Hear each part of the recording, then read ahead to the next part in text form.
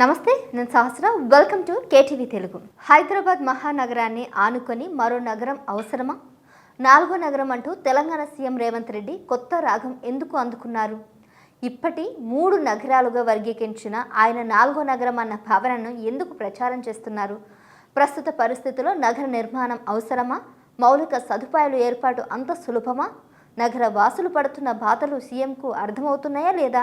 Telangana CM Revanth Reddy ఇప్పుడు కొత్త వాదనను తెర మీదకు తెచ్చారు. పైగా న్యూయార్క్ను మించేలా ముచ్చర్లను నిర్మిస్తామని ఆయన అసెంబ్లీలోనూ నైపుణ్య అభివృద్ధి విశ్వవిద్యాలయం శంకుస్థాపన కార్యక్రమంలోనూ ప్రస్తావించారు.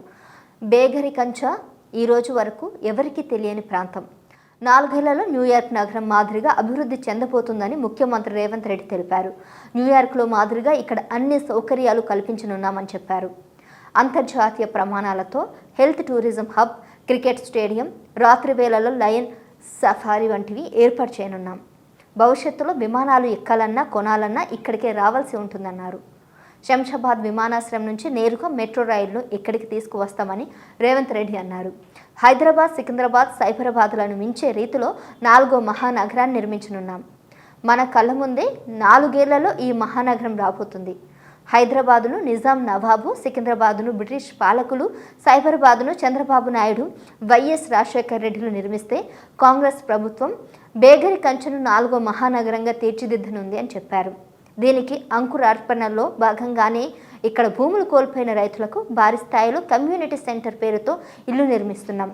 వారి పిల్లలు చదువుకునేందుకు కార్పొరేట్ తరహాలో పాఠశాల ఏర్పాటు చేయనున్నాం. వైద్య సేవల కోసం ప్రాథమిక ఆరోగ్య కేంద్రం, వృత్తి విద్య అభ్యసించే విద్యార్థుల కోసం అడ్వాన్స్ టెక్నాలజీ సెంటర్ ఏర్పాటు చేయనున్నాం. మెట్రో రైలు సౌకర్యంతో పాటు బీఆర్ఎస్ను అనుసంధానించేందుకు 200 అడుగుల వెడల్పుతో రహదారిని అందుబాటులోకి తీసుకురానున్నామని సీఎం రేవంత్ రెడ్డి చెప్పారు. 4వ నగరాన్ని ఆరోగ్య క్రీడా హబ్గా నిర్మిస్తామని రేవంత్ రెడ్డి ప్రకటించారు. వైద్య సేవల నుంచి ఉపాధి వరకు లభించేలా ప్రణాళికలు సిద్ధం చేస్తామని, క్రికెట్ స్టేడియం నుంచి గోల్ఫ్ కోర్స్ వరకు ఏర్పాటు చేయనున్నట్లు తెలిపారు. ముచ్చర్లలో అంతర్జాతీయ స్థాయి క్రికెట్ స్టేడియం నిర్మాణంపై ఇప్పటికే బీసీసీఐతో మాట్లాడినట్లు రేవంత్ రెడ్డి చెప్పుకొచ్చారు. హైదరాబాద్ నగరం విస్తరిస్తున్న మాట వాస్తవం. నగరంలో చోటు లేకపోతే జనం శివారు ప్రాంతాలు దాటి వెళ్ళిపోయి స్థిరపడటము అని అనివార్యం. అందులో కొత్త విషయం ఏమీ లేదు. అయితే ప్రభుత్వ పరంగా ఒక ప్రకటన చేయడం అనేది వ్యూహాత్మకమేనన్న అభిప్రాయం వ్యక్తమవుతుంది. 5 ఏళ్ల క్రితం ఇలాంటి చర్చ వచ్చింది. అప్పటి ప్రభుత్వం కూడా ఒక మాట అనేసింది. అప్పటి ప్రభుత్వం, ఇప్పటి సర్కారు ఉద్దేశం మాత్రం ఒకటేనని తెలుస్తుంది. అది రియల్ ఎస్టేట్, కాసులు దండుకునే వ్యాపారం. అవును, 2019లో అప్పటి తెలంగాణ మున్సిపల్ పాలన ప్రిన్సిపల్ సెక్రటరీ అరవింద్ కుమార్ మీడియాతో ఒక మాట అన్నారు. 5 లక్షల మందికి నివాసం, ఉద్యోగ, వ్యాపార అవకాశాలు ఇచ్చే విధంగా ఒక కొత్త నగరం ఏర్పాటవుతుందని ఆయన చెప్పారు.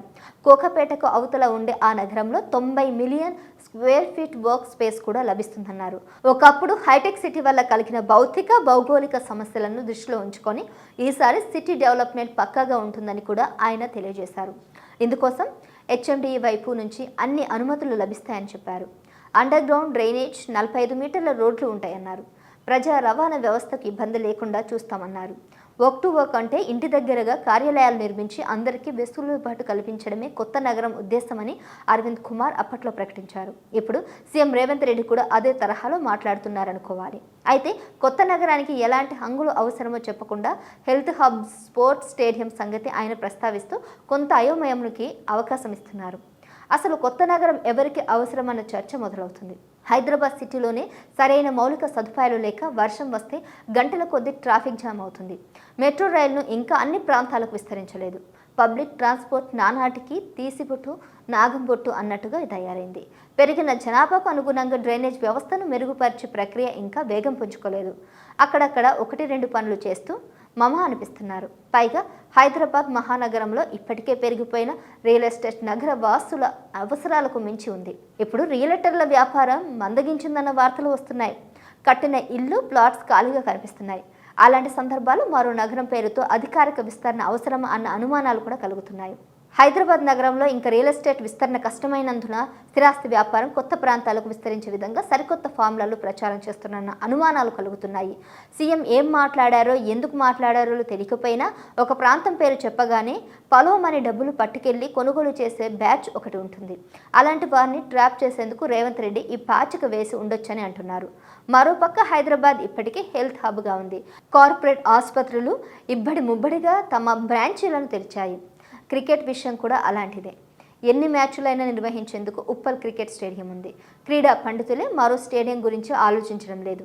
అసలు కాంగ్రెస్ పార్టీ ఇచ్చిన హామీల అమలుకే డబ్బులు లేనప్పుడు కొత్త ప్రాజెక్టులకు డబ్బులు ఎక్కడి నుంచి వస్తాయని ప్రశ్నించే వారు పెరుగుతున్నారు. రేవంత్ రెడ్డి మనసులో ఒకటి పెట్టుకొని బయటికి మరొకటి మాట్లాడుతున్నారన్న వార్తలు కూడా వస్తున్నాయి. తెలంగాణ నేతలకు న్యూయార్క్ అంటే ఇష్టమనిపిస్తుంది. న్యూయార్క్లో కరెంటు పోవచ్చు, హైదరాబాద్లో మాత్రం పోదని అప్పటి సీఎం కేసీఆర్ అనేవారు. ఇప్పుడు న్యూయార్క్ను మించేలా మరో నగరాన్ని నిర్మిస్తామని సీఎం రేవంత్ రెడ్డి అంటున్నారు. నిజానికి నగరం చుట్టూ గ్రీన్ టౌన్షిప్లు, రీజనల్ రింగ్ రోడ్డు వంటి ప్రాజెక్టులు అవసరమే. దానికి సిటీ నెంబర్ 4 అని పేరు పెట్టడం కాస్త విడ్డూరంగానే అనిపిస్తుంది. Please subscribe to KTV Telugu. KTV Telugu. KTV Telugu. KTV Telugu channel.